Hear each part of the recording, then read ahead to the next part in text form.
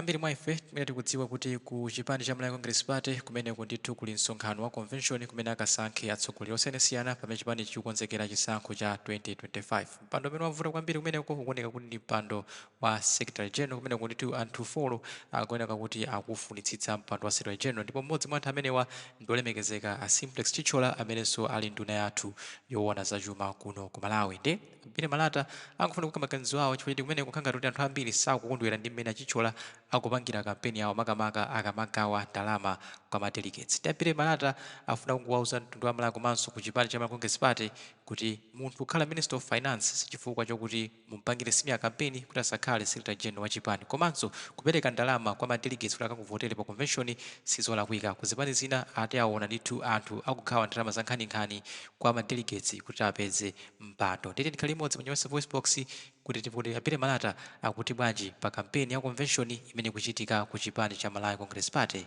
pano pa Nyasa Voice Box.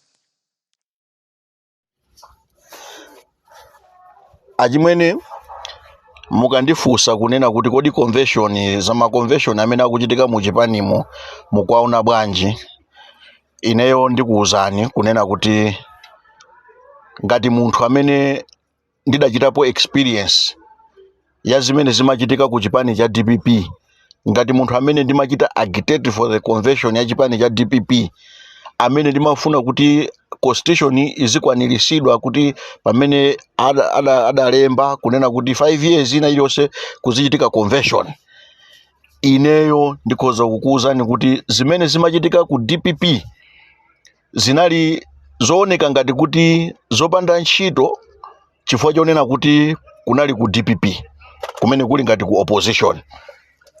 Zinali zovuta baba kuti ukapeza kuti anthu akupangana di campaign mpaka kumatchula kuti munthu kumadziwa, anthu ngati ziko limadziwa kuti munthu alibe certificate ya form 4 kuti anachita kuipeza kuchokera kwa m'bale wake kapena takuyendera ya m'bale wake, kunali ku DPP.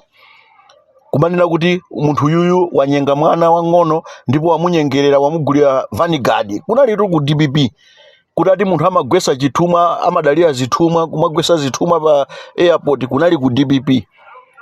Andi zinali zinthu zomvesa chisoni kwambiri kuti kumakaona kuti mpaka kumafukulana kuti munthu yuyu ndi mulendo mu chipani, sochokera ku Thyolo, ndi ochokera ku chigawo china, koma kungodzipaka, kunali kunyozana kuja kuti zomvesa chisoni. So ineyo ndikuona kuti ngati ku chipani cha Malawi Congress Party MCP kukuchitikaso ma campaigns amene ali oti opsa kwambiri, mwina kusiyana ndi ku chipani cha DPP. So tikoza kusiyanisa kunena kuti mwina ku DPP ali ku opposition, koma ku MCP akumbukire kunena kuti they have a country to lead. Iwo whether convention or no convention, but they have a country to lead. Now akabwera ndikumapanga mati campaign opwetekana, omaganiza kuti akupweteka an individual yo atha ukaluza election ya ku convention, koma azindikire kuti they have a country to lead. Mwachisanzo achimwene mukaone inuyo mene zikuchitikira kuti ku MCP mosapyatira, mosapita kumbali, position imene anthu akumenyanana kwambiri ndekuti ndi ya Secretary General. So pandu wa Secretary General anthu akupanga china chilichonse chothekera kuti mpaka munthu mmodzi akawine. So ngati pali anthu kandi 5 muyembekezere kunena kuti 4 akaluza, mmodzi akawina. Nde zikufika paja ponena kuti mpaka anthu kumapezeka kuti kumagwirisa ntchito ACB ndi cholinga chonena kuti agwetse wina. Ena mpaka kumamva ndithu kuti akupita kwa asing'anga kuti mpaka aloze wina. Kumamva ndithu kuti akutenga anyamata ndi kumakachera kuti mukamuona amene yoyo mungo menya basi. Ndi kumapezeka zizoti kumatenga nkhani ndi kumakaipereka kuma newspaper akulu a dziko lino la Malawi kuti muzilemba izi zonyazisa uyu. Ndeti mafuna tinene kuti mutha kunyazisana, mutha kugwebana, mutha kukutumulana, mutha kugwirana kholingo, koma muzindikire kuti you have a country to lead. Wani amene akapikisana nawo ku convention ku mpando wa kuchipani ndikukhala cabinet minister, inu ndikumakagwebana kuti dziko lonse lizidziwa kunena kuti uyuyu ndi wakuba, uyuyu ndi wotere koma muli ndi country to lead. Chinthu chachikulu chimene mukuchisogolera muziwe kuti mukupanga uncivilized campaign imene at the end of the day ikupwetekani nokha. Kufika ndithu kulephera kuti kampeni anthu azikapanga kwa madelegate kuti ineyo ndikatenga mpando ndipanga zotere zotukula chipani, ndikusiya zimene zija ndikuyamba kubwera ndikumakanena kuti ayi koma nditenge nkhani zikaperekedwe ku ma newspaper, ndipo lachinayi kukhale kuti kwatuluka newspaper iyi pa social media ndikumabwera ndikumakana ayi breaking news, madonors apita kwa president kukapereka uthenga onena kuti minister wina akuchita extravagant, akuononga ndalama ndesakuyenera kukhala pa mpando. Nde ine ndikuona kuti izizi ndizoopsa kwambiri. Kuopsa kwake ndikonena kuti zili ndi great impact yonena kuti ikhoza kuononga reputation ya chipani. So kwa anthu amene akupanga zimenezi ndikofunikira kuti a president Dr. Lazarus Chakwera should tread carefully, should warn, should tame these people, because munthu sungabwere ndikumakatenga nkhani za muchipani ndikumakazipereka kuma newspaper akuluakulu. Mwina mukaimvera audio yangayi, maganizo angawa mukaamvera, muona mawa zimene zichitike ma newspaper, mukaona kuti mutuluka nkhani zimenezo ndizoti apereka kwa atola nkhani kuti azilemba. Ndiye ndichite woni makamakaso kwa atola nkhani amene mumangokonda kungolandira ndalama ndikumaganiza kuti tikalemba nkhani. Muzidziwa kuti mukamalemba nkhani imene siri yoona, you tend to be sued. Tili ndi nkhani mu dziko muno zimene zidachitika za Dr. George Chaponda, amene ama newspaper amangothamangira ndikumalemba Dr. George Chaponda za nkhani ya corruption ya Massgate. Kumapeto kwake a George Chaponda anaitengera newspaper ina, ndipo pano patili ndi umboni onena kuti newspaper ina inawalipira a Dr. George Chaponda. So lerolo mukamangotenga nkhani zokhuzana ndi mkuchipani ndikumazitenga kumanena kuti ayi chifukwa andilipira ndiye tikapatsa akuluakulu azikalemba nkhani. Mwachisanzo panopa munthu akanene kuti alembe kalata ndi apite nayo ku ACB kuti ACB mfufuzeni munthu uyu akuononga ndalama zokhuzana ndi makampeni madelegate. Are you serious? Kwa MCP, are you serious? Kuti simunaonepo inuyo ndale za ku kampeni ya convention anthu akuononga ndalama? Ife taonerako makampeni ya ku convention nthawi imeneyo ku chipani cha People's Party kunali Auladi Musa, kunali Clement Stambuli, kunali Achilumpha, onsewo amapikisana mpando wa vice president wa Central Region ku chipani cha People's Party. Kunapezeka kuja kuti Auladi Musa alipo sindikudandaula kuti ndatchula dzina chifukwa akudziwa zimene ndikunenazi. Anapita ndikuzungulira dziko lonseli kumapereka nsalu, kupereka chani, kumapereka ndalama. Kenako anabwera nawo sa Clement Stambuli anapanga chimodzimodzi, last minute kunabwera Achilumpha. Anabwera ndi ndalama kupereka Central Region 1 million chakuti, kupita kumpoto kupereka 2 million chakuti, kupita ku Southern Region kupereka 3 million chakuti, kuzapezeka zoti kupereka nsalu. Siku la convention anthu amayembekeza kuti Auladi Musa ukatenga mpando wa vice president wa Central Region wa chipani cha PP, koma kunapezeka kuja kuti Kassim Chilumpha from nowhere adawina using ndalama zimene anali nazo. So ukapanda mano usamaswe pale. Kuchipani cha DPP taonapo ife amwanamveka alipo ndipo akhoza kutikira umboni. Kakhalenso akabambe apangisa ma t-shirt, apangisa mabana, apangisa ma sticker oti amagali moto chanchani a bright saka chimodzimodzi kuzungulira dziko lonseli. Amwanamveka atangoti convention ikubwera mwezi wa mawa, amwanamveka anazungulira dziko lonse kuyambira kumwera pakati kumpoto kumakumana ndi ma delegate over 2000 alese kumampasa 150,000 ku opposition ku chipani cha DPP. Lero ikukhala ndithu ingakhale mulandu kunena kuti chifukwa choti munthuyo ndi cabinet minister ali mpando wa uminister, ndiye ikakhale mulandu kuchifukwa choti akupereka ndalama. yeti tikuona muchipani cha DPP momwemo mukutuluka anthu ena kumagula njinga ndi kumapereka, kumagula manjinga zakapalasa, kumapereka ndalama, tikuona mmene momo. Chimene chili chimachitika ndi nthawi iyi ya kampeni ya madelegate aku convention. Madelegate amadya ndithu. Tidaonapo ife chipani cha DPP chitagula kugula matress, delegate wina aliyense ndikumpasa 250,000 ndi matress pamenepo kumapita nawo kuti kumapita nawo kwawo.